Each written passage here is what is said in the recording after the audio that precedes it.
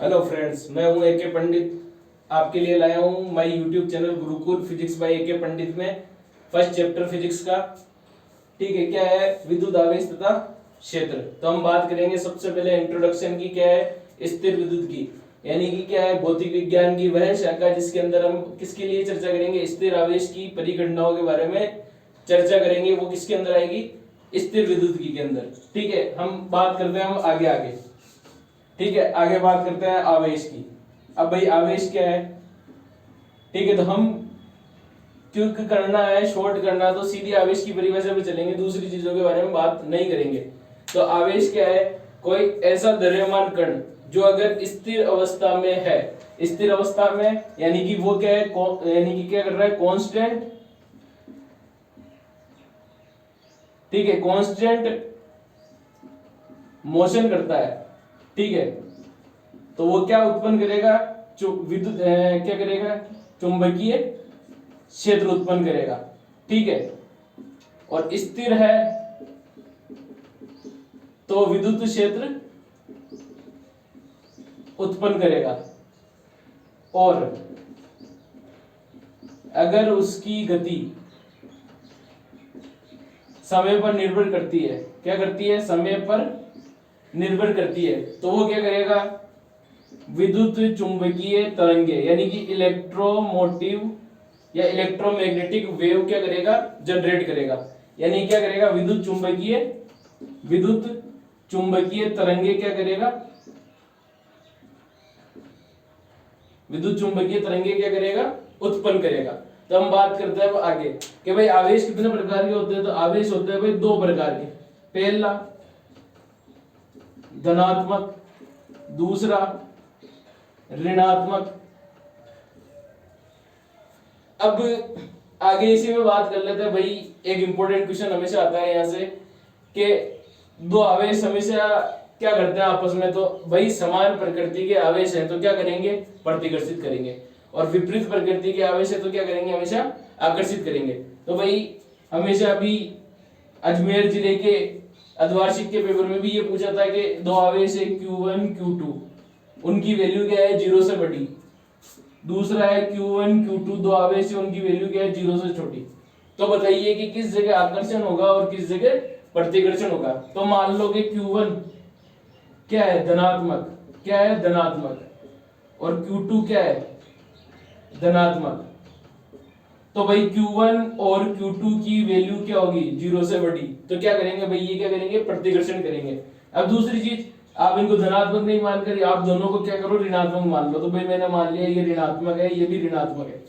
जब दो ऋणात्मक का मैं क्या करूंगा? मल्टीप्लाई करूंगा, तो मेरा आंसर क्या आएगा? धनात्मक आएगा। धनात्मक का मतलब Q1 Q2 का प्रोडक्ट क्या है? 0 से बड़ा। और जैसे क्या है? 0 से बड़ा है तो वो आपस में वापस क्या करेंगे?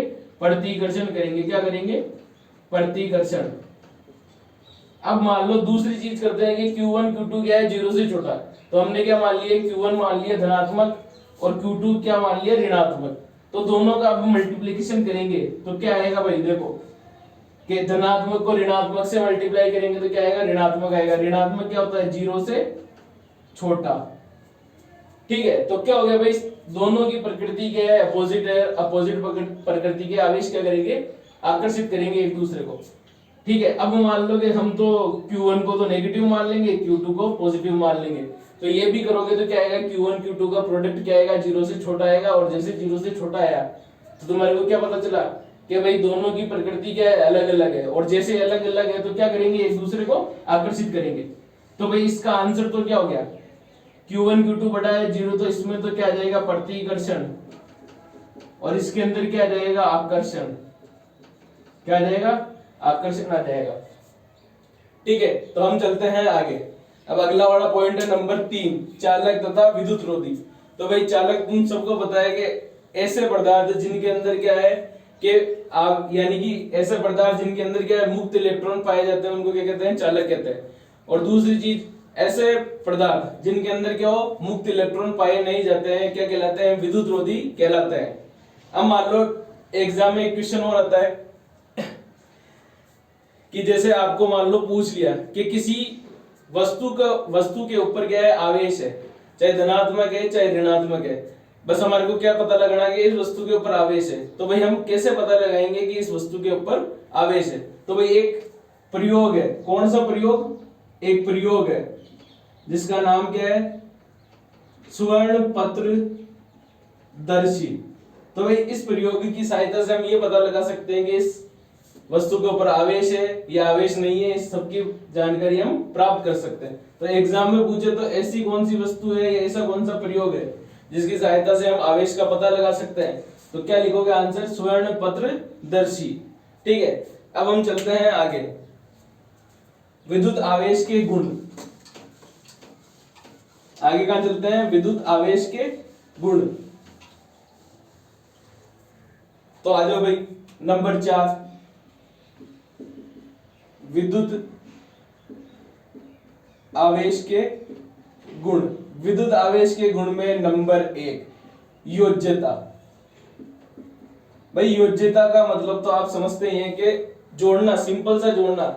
मान लो क्या है कि एक ये वस्तु है, इस पे मान लो कि क्या है 5 प्लस क्यू चार्ज है, माइनस 8 क्यू चार्ज है, प्लस 12 का प्लस कितना है 12 चार्ज है, ठीक है, और माइनस के 10 क्यू चार्ज है। तो अब किसी ने पूछ लिया कि इस टोटल पर इस वस्तु पर टोटल चार्ज कितना है, तो क्या निकालना? हमारे को टोटल निकालना है। तो टोटल का मतलब जोड़ लो। जोड़ने का मतलब प्लस के 5 माइनस के 7 प्लस के 12 माइनस के 10।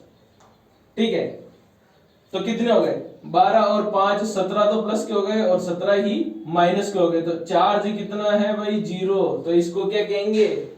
उदासीन वस्तु। क्या कहेंगे इसको? उदासीन वस्तु। ठीक है, ऐसा तुम क्या कर सकते हो? जोड़ सकते हो। अब चलते हैं दूसरे पॉइंट पर। क्या करते हैं दूसरे पॉइंट पर?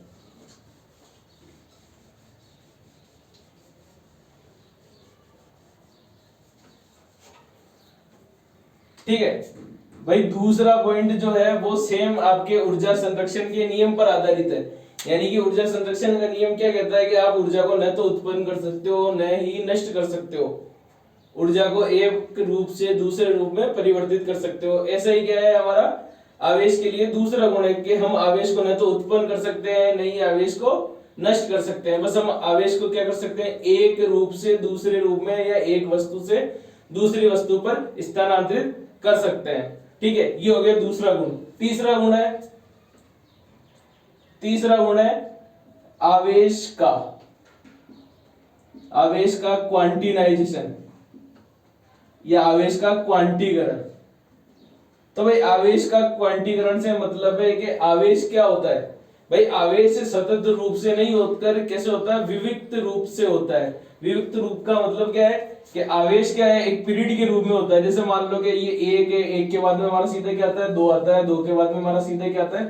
3 आता है। अगर भाई ये सतत होता तो क्या आना चाहिए? आवेश का मान क्या आना चाहिए था? 1.1, 1.2, 1.3, 1.4। तो भाई आवेश का मान ऐसे नहीं आता है। आवेश का मान क्या आता है? पीरियड के रूप में आता है। पीरियड का मतलब 0 से 1 का पीरियड हो गया, 1 से 2 का पीरियड हो गया, 3 से 4 का पीरियड हो गया। तो हम कह सकते हैं कि आवेश की क्वांटिनाइजेशन से Q बराबर क्या होता है? प्लस माइनस NE होता है। और यहाँ पे E क्या है? इलेक्ट्रॉन है। ठीक है, दूसरी चीज कि इनके कुछ अपवाद मिलते हैं। क्या मिलते हैं? अपवाद। तो भाई अपवाद किसके मिलते हैं? इनके। ठीक है, कि भाई आवेश का क्या होता है? क्वांटिनाइजेशन होता है। आवेश यानी कि पूर्णांक के रूप में नहीं होकर आवेश का मान क्या होता है? अर्ध पूर्णांक भी हो सकता है। तो भाई ऐसे कौन से हैं? क्वार्क पार्टिकल ऐसे हैं जिनके ऊपर आवेश कितना होता है? 1/3 इलेक्ट्रॉन, 2/3 इलेक्ट्रॉन, ये ऐसे होते हैं। ये भाई क्या है? ये है अपवाद। जैसे up quark, down quark, charm, beauty, top, ये वगैरह ऐसे तत्व हैं जिनके ऊपर क्या है? आवेश का मान क्या होता है? पूर्णांक नहीं होकर क्या होता है? अर्ध पूर्णांक होता है। भाई ये तो क्या हो गया? आवेश का गुण। ठीक है, एक चीज और, चौथा पॉइंट,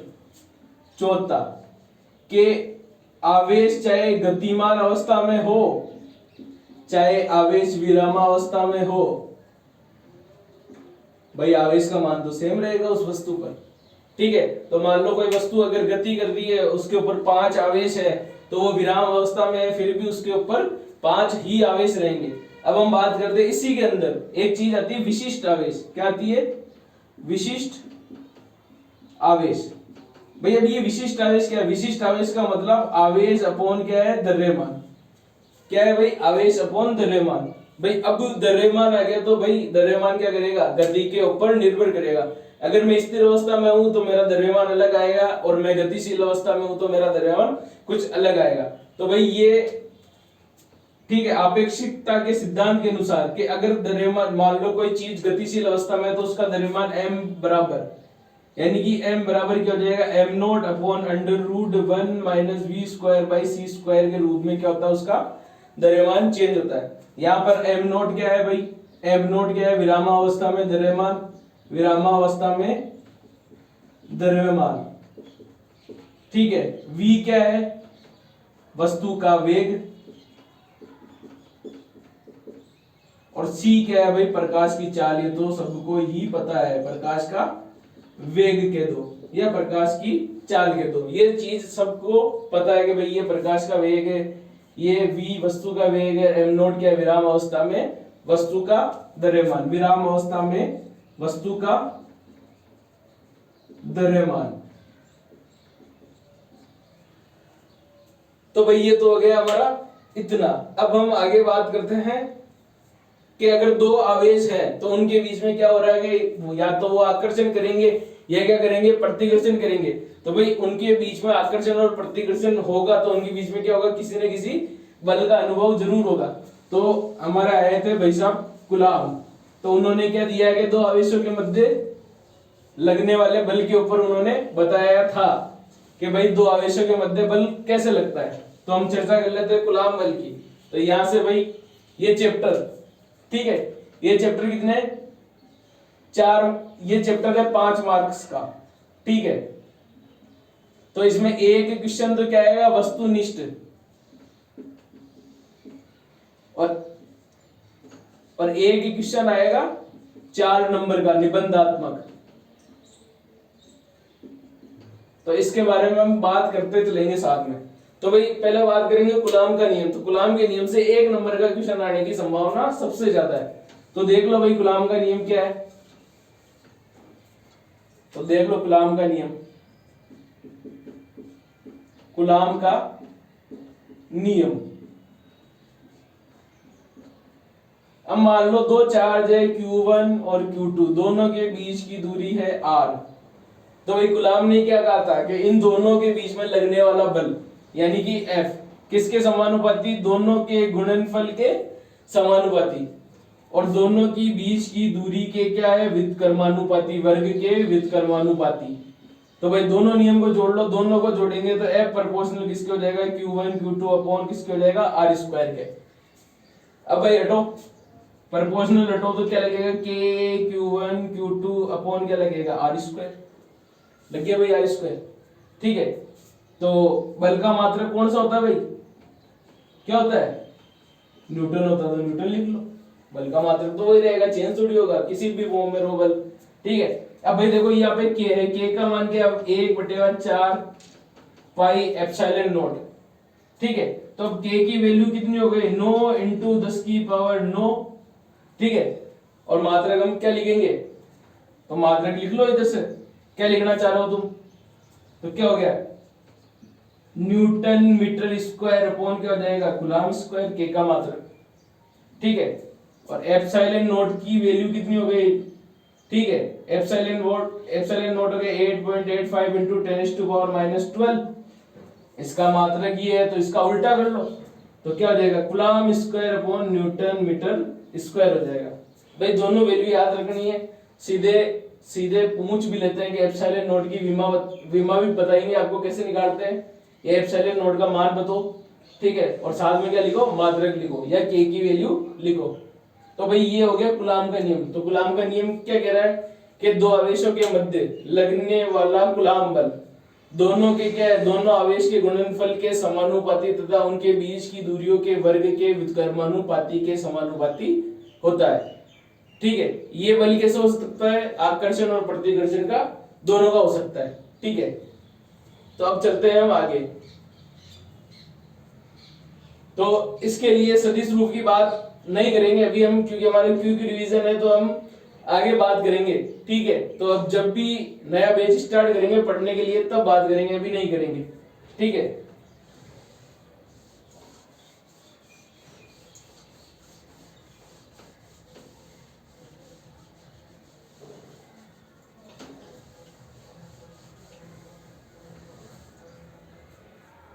तो अब देख लो क्या हो गया, विद्युत आवेश के गुण तो हो गए थे। अब पांचवा पॉइंट क्या है, बहुल आवेशों के बीच, बहुल आवेशों के बीच बल। अब देखो भाई, बहुल आवेश, मान लो कि ये क्या है, क्यू नॉट आवेश है, इसके ऊपर क्या है, ये Q1 आवेश बल लगा रहा है, ये Q2 आवेश बल लगा रहा है, ये Q3 आवेश बल लगा रहा है, ये Q4 आवेश बल लगा रहा है, और ये क्या हो गया, एक Qn आवेश क्या कर रहा है, बल लगा रहा है। इनके बीच की दूरी को मैंने कह दिया R01, इसके के लिए कह दिया R02, इसके के लिए कह दिया R03, ये R04 और ये N चार्ज हो गए, R0N हो गए।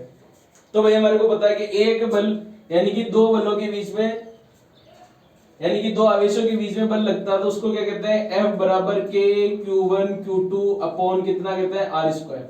तो अब देखो ये कितना हो गया, F01, यानी कि एक वाले के कारण दूसरे वाले पर बल कितना लग रहा है, यानी कि एक के कारण जीरो पर बल कितना लग रहा है, उसको क्या कहेंगे, F01।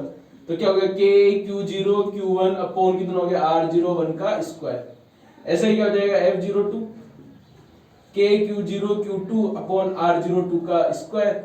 ऐसे क्या हो गया, F03 K Q0 Q3 upon R03 का स्क्वायर, और सो ऑन कहां चल जाएंगे, F0N पर चल जाएंगे। तो कितना हो गया, K Q0 QN अपॉन कितना हो जाएगा, R0N का स्क्वायर। तो अब भाई ये तो हो गया। ठीक है, तो अब हम क्या करेंगे, अध्यारोपण के सिद्धांत से निकाल सकते हैं एक साथ। क्या निकाल सकते हैं भाई, अध्यारोपण का सिद्धांत क्या कहता है भाई, चाहे तुम सारे बल का टोटल एक साथ निकाल लो, या फिर अलग अलग आवेश के कारण उस चार्ज पर जितना बल लग रहा है उसको निकाल लो, फिर टोटल ऐड कर लो, तो भी आंसर क्या आएगा, हमारा सेम आएगा।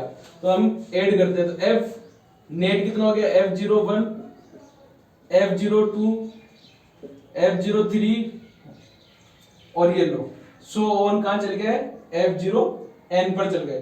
तो F नेट कहां चल गया, तो देखो K Q0 Q1 upon R01 का square plus K Q0 Q2 upon कितना हो गया, R02 का होल स्क्वायर। आगे चलो, सो ऑन करके हम क्या करते हैं, K Q0 QN अपॉन कितना करते हैं, R0N का होल स्क्वायर कर देते हैं। अब भाई मैं इसको क्या कर सकता हूं, समेशन में लिख सकता हूं। तो समेशन में देखो, ये देखो F नेट कितना हो गया, K कांस्टेंट बाहर निकल गया, Q0 बाहर निकल गया, समेशन I बराबर 1 से कहां तक जाना, मुझे N तक जाना है। ठीक है, और ऊपर क्या आ गया, QI अपॉन कितना आ गया, R0I का होल स्क्वायर। तो भाई ये तो हमने 4 के लिए निकाल के बताया है, ये 4 में मैंने क्या कर दिया, N कर दिया। तो इस सूत्र से क्या कर सकते हो तुम, चाहे 5 आवेश हो, 6 आवेश हो, 7 आवेश हो, उनके कारण एक आवेश के ऊपर बल निकालना, तो तुम F नेट बराबर क्या होगा, K Q not summation QI upon R0I का होल स्क्वायर, I बराबर 1 से N तक तुम जा सकते हो। तो ये नोट कर सकते हो। ठीक है, तो सारी चीज ये हो जाएगी। तो भाई चले हम आगे, कि भाई अब आगे आता है विद्युत क्षेत्र। क्या आता है कि भाई जल्दी जल्दी इसलिए चल रहा हूं क्योंकि मुझे क्या करना है, विद्युत द्विध्रुव तक पहुंचना है। तो विद्युत द्विध्रुव तक तो भाई चैप्टर बहुत बड़ा है, 2 क्लास के अंदर इस चैप्टर को खत्म करना है। तो भाई सारी चीज तो जल्दी जल्दी से पढ़नी पड़ेगी, और मेन मेन चीजें ही पढ़नी पड़ेगी। ठीक है, जो हमारी 1 नंबर का चैप्टर यानी कि 5 नंबर का चैप्टर है, एक क्वेश्चन 1 नंबर का आएगा और एक क्वेश्चन क्या आएगा, निबंधात्मक। तो उसके बारे में हम चर्चा करेंगे, तो जल्दी जल्दी करनी पड़ेगी हमारे को।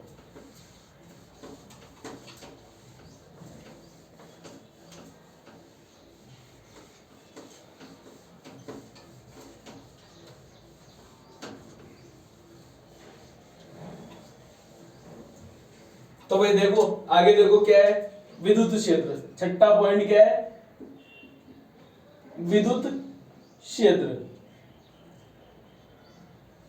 निकालो भाई। विद्युत क्षेत्र क्या होता है, मान लो कि कोई आवेश एक है, ये Q1 आवेश है। भाई मैंने क्या कहा था कि आवेश की एक परिभाषा बताई थी कि अगर वो स्थिर अवस्था में है तो क्या करेगा, विद्युत क्षेत्र उत्पन्न करेगा। अब मान लो कि हमें कैसे पता कि ये विद्युत क्षेत्र उत्पन्न कर रहा है, तो भाई देखो कि ये मान लो क्या हो गई, ये मान लो कि कोई पॉजिटिव चार्ज है, इससे विद्युत बल रहेगा, ये क्या निकल रही है, बाहर निकल रही है थोड़ी देर के लिए मान लो। अब ये मान लो Q2 चार्ज को मैं क्या कर रहा हूँ, इस विद्युत क्षेत्र के अंदर लेके आ रहा हूँ, ये चार्ज के पास लेके आ रहा हूँ। तो भाई क्या है, तुमने देखा है कि समान प्रकृति का आवेश होगा तो क्या करेगा, एक दूसरे को प्रतिकर्षित करेगा, और विपरीत प्रकृति का आवेश होगा तो क्या करेगा, एक दूसरे को क्या करेगा, आकर्षित करेगा, तो अपनी टीम में शामिल कर लेगा। तो भाई ये आया भाई, तो इसने क्या करा भाई, जैसे जैसे इसके पास आने लगा तो इसने क्या करा, एक बल लगाना स्टार्ट किया, कूलाम बल। तो भाई इसने क्या करा भाई, ये तो भाई इसका क्षेत्र है, ठीक है। अब क्षेत्र तो समान प्रकृति का होगा, यानी कि दोनों की क्या होगी, जैसे दो गुंडे होते हैं, दोनों क्या है कि एक ही चीज, एक ही लेवल पे हैं दोनों गुंडे, तो क्या चाहेंगे भाई, हम एक दूसरे को चाहेंगे नहीं। और दूसरा होगा दूसरा गुंडा, तो क्या करेगा भाई, अपन तो भाई भाई है, ठीक है। तो बात करते हैं इसी पे। तो ये मान लो कि क्या हो गया, विद्युत क्षेत्र क्या हो गया, तो विद्युत क्षेत्र सीधा बता सकते हो कि E बराबर क्या हो गया, ये लो फोर्स अपॉन आवेश। तो इसको क्या कह सकते हैं, तो बल अपॉन क्या कह सकते हैं, आवेश। बल अपॉन आवेश के अनुपात को भी क्या कह सकते हो, विद्युत क्षेत्र।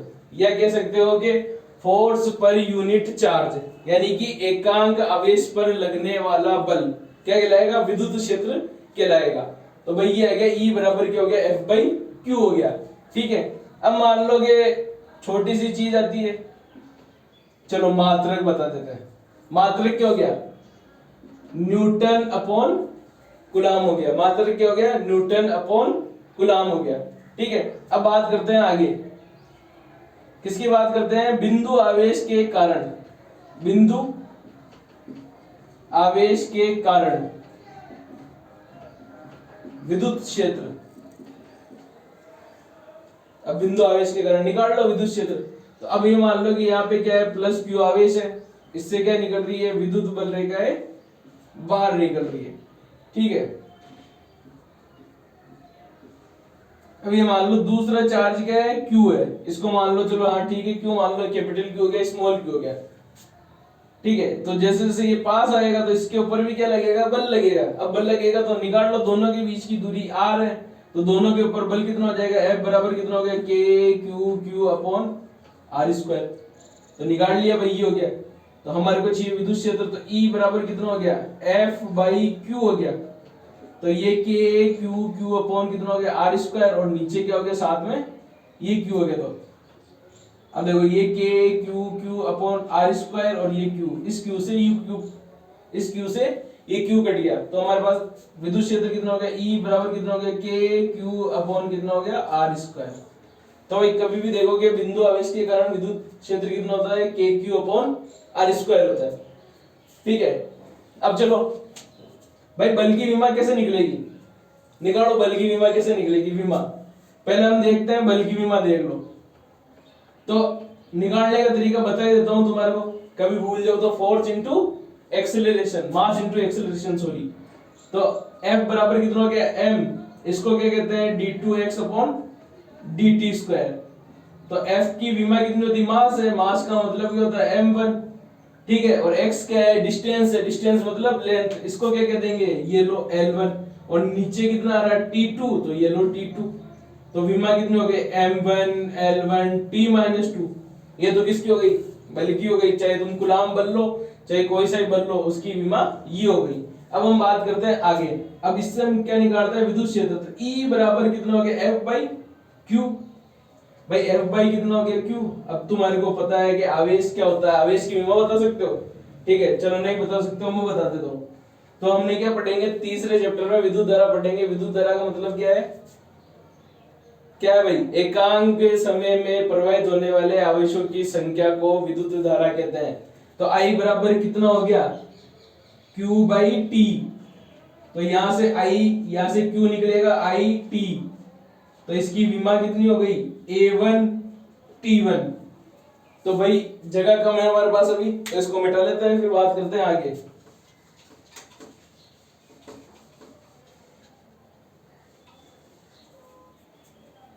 देखो भाई, तो आवेश की विमा हमारे को पता चल गई Q बराबर कितनी हो गई A1 T1। F की विमा हमारे को पता है कि M1 L1 T माइनस 2।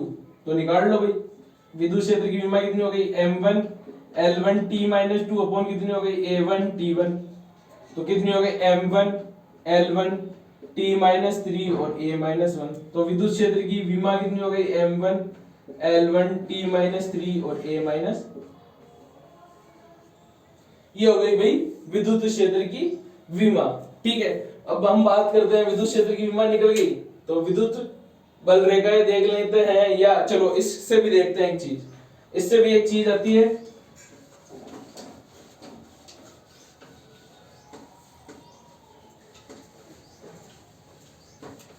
एक चीज और देख लो कि अनेक आवेशों के कारण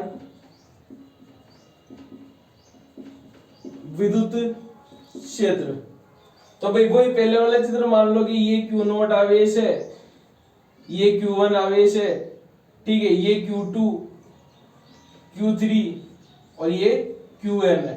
तो इन सभी आवेशों के कारण Q0 पर विद्युत क्षेत्र कितना लगेगा? तो भाई हमने देखा कि एक आवेश के कारण विद्युत क्षेत्र कितना था, विद्युत क्षेत्र कितना था, E बराबर कितना था K Q1 upon R square. ठीक है, ये मैंने लिख दिया E1, ये कह दिया E2, ये हो गया R01, तो लिख लो R01, ये हो गया R02, ये R03 और ये R0n। तो E2 कितना हो गया K Q2 अपॉन R02 का होल स्क्वायर, E3 कितना हो गया K Q3 अपॉन R03 का होल स्क्वायर, और सो ऑन कितना चल जाएगा En K Qn upon R0n का होल स्क्वायर। फिर निकाल लो E टोटल, E टोटल कितना हो गया E01 के दो चाहे E1 के दो, चलो कोई दिक्कत नहीं, E1 E2 E3 so on कहां तक चल गया, En तक चल गया। तो E टोटल कितना हो गया, E टोटल कितना हो गया निकालो, K Q1 अपॉन R01 का square plus K Q2 upon R02 का होल स्क्वायर, समय सो ऑन कहां तक चल गया, K Qn अपॉन R0n का होल स्क्वायर यहां तक चल गया। तो अब इसको सीधा लिख लो समेशन के रूप में। तो E बराबर कितना हो गया, K बार ले लो, ठीक है, कितना हो गया समेशन QI अपॉन R0I का होल स्क्वायर। तो I बराबर 1 से कहां तक चल गया, N तक चल गया। ये आ गया भाई बहुत सारे आवेश के कारण एक आवेश के ऊपर विद्युत क्षेत्र आ गया। अब हम आगे चलते हैं विद्युत बल रेखाओं पर। ठीक है, तो सबसे इंपॉर्टेंट चीज है विद्युत बल रेखा है, उससे कुछ ना कुछ एक नंबर का क्वेश्चन छोटे से छोटा पूछ ही लेते हैं। ठीक है, तो उसकी चर्चा भी हम करेंगे अभी साथ के साथ। तो देख लो विद्युत क्षेत्र रेखाएं या बल रेखाएं।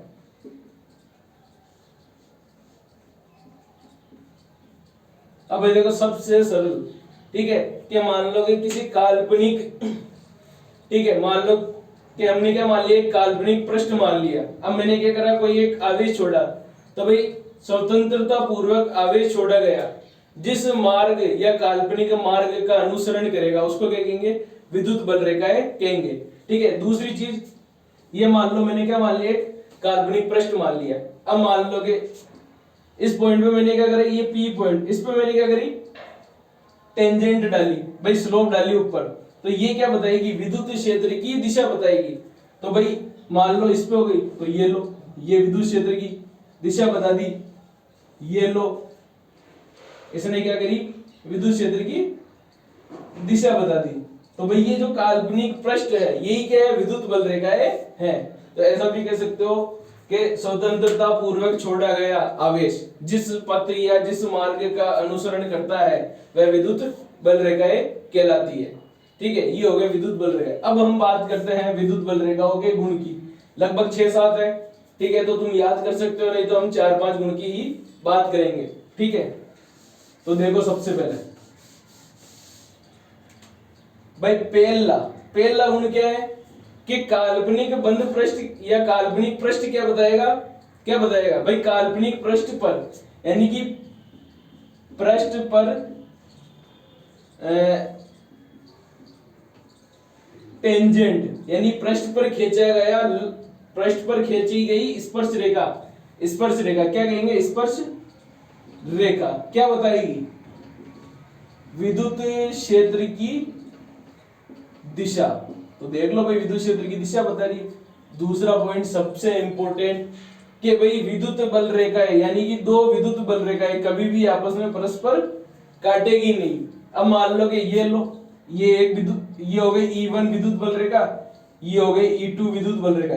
अब मान लो कि यहाँ पे दोनों ने क्या करा, कट किया, तो इस पॉइंट पर क्या है, विद्युत क्षेत्र की क्या मिल रही है हमारे को, दो दिशा मिल रही। तो भाई ये हमेशा हमारे लिए हमेशा पॉसिबल नहीं है, ठीक है, ये कभी भी नहीं होगी, ये सार्वभौमिक सत्य नहीं है। यानी कि ये क्या होगा कि हमेशा मान लो कि जिस जगह काट ली तो भाई उस जगह क्या होगा, विद्युत क्षेत्र की क्या होगी, दो दिशा हो जाएगी, वो क्या है, संभव नहीं है।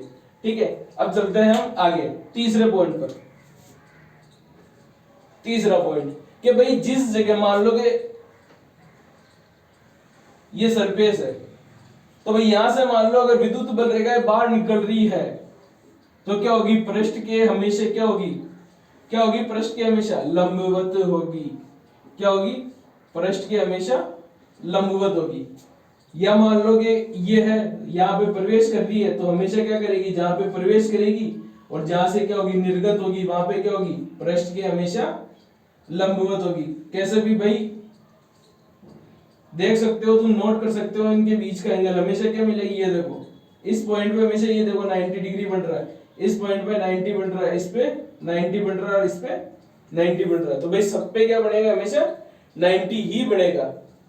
अब देखो चौथा पॉइंट देख लेते हैं, क्या देख लेते हैं कि भाई धनात्मक आवेश से क्या निकलेगी, विद्युत बल रेखाएं बाहर निकलेगी और ऋणात्मक आवेश में क्या करेगी, विद्युत बल रेखाएं प्रवेश करेगी। तो निकाल लो। चौथा, ये मान लो Q चार्ज है, तो इसमें क्या हो रही है, विद्युत बल रेखाएं बाहर की तरफ निकल रही है। और ये मान लो ऋणात्मक आवेश है, तो इसमें क्या कर रही है, विद्युत बल रेखाएं अंदर की तरफ क्या करेगी भाई, प्रवेश करेगी। अब लो इसी के अंदर चित्र बना लेते हैं कि हम मान लो कि क्या है, ये तो हमने बता दी कि धनात्मक से बाहर निकलेगी और ऋणात्मक में प्रवेश करेगी। अब मान लो कि क्या कर दिया हमने, एक चीज और लिख लेते हैं इसमें, ठीक है।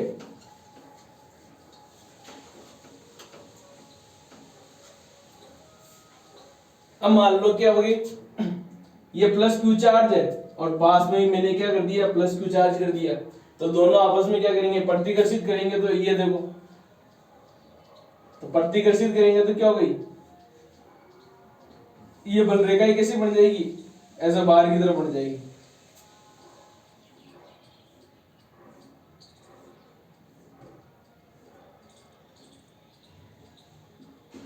ये प्रतिकर्षित हो रही है, ठीक है। अब मान लो आकर्षित के लिए बढ़ो, तो आकर्षित के लिए एक पॉजिटिव और एक क्या हो जाएगा, नेगेटिव हो जाएगा। तो ये लो, ये पॉजिटिव चार्ज है और ये क्या हो गया, नेगेटिव चार्ज है। तो यहां से बल रेखा निकली, इसमें प्रवेश करी, यहां से निकली, इसमें प्रवेश करी, लो ये प्रवेश हो रही है इसमें, इससे बाहर निकल रही है और इसमें प्रवेश हो रही है। लो भाई बना ही देते हैं अंदर,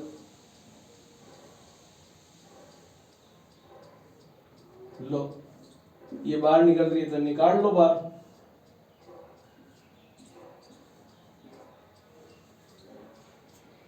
तो भाई ये हो गई हमारी विद्युत क्षेत्र की रेखाओं के या विद्युत बल रेखाओं के बारे में चर्चा।